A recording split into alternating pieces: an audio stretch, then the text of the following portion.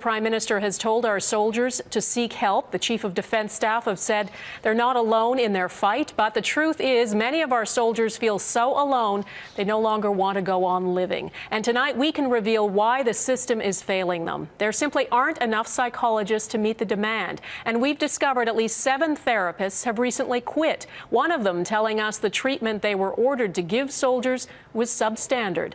Shirlee Engel has our story. An emotional goodbye to Warrant Officer Michael McNeil, one of 4 Canadian soldiers to take their own lives in just over a week.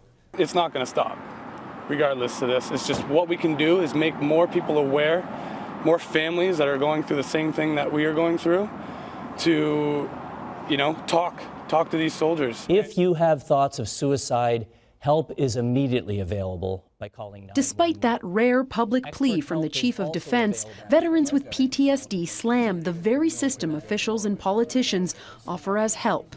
The response I got was numerous bottles of pills and 2 weeks off.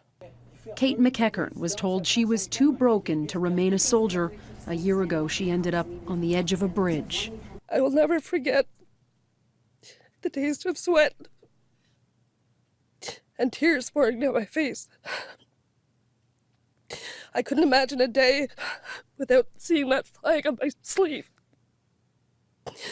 The only thing that stopped me that day was my son in a moment that made me realize how many others have stood there in my shoes, how many have tied the noose or loaded the gun. Many complain of a shortage of mental health professionals. Global News has learned 7 therapists at this operational stress injury clinic in Edmonton have recently quit, 4 in the past 6 months alone. We reached one of them who didn't want to be identified.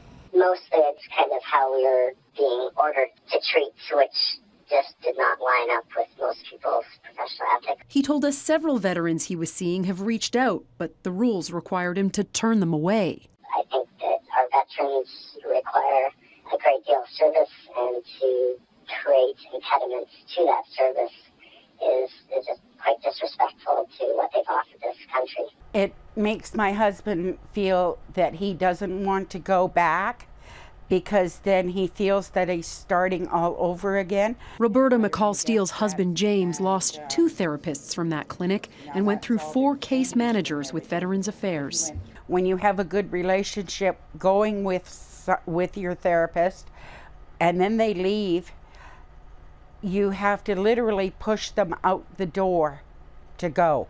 After 2 suicide attempts and 1 attempt on her life, James Kevin Steele is now in rehab.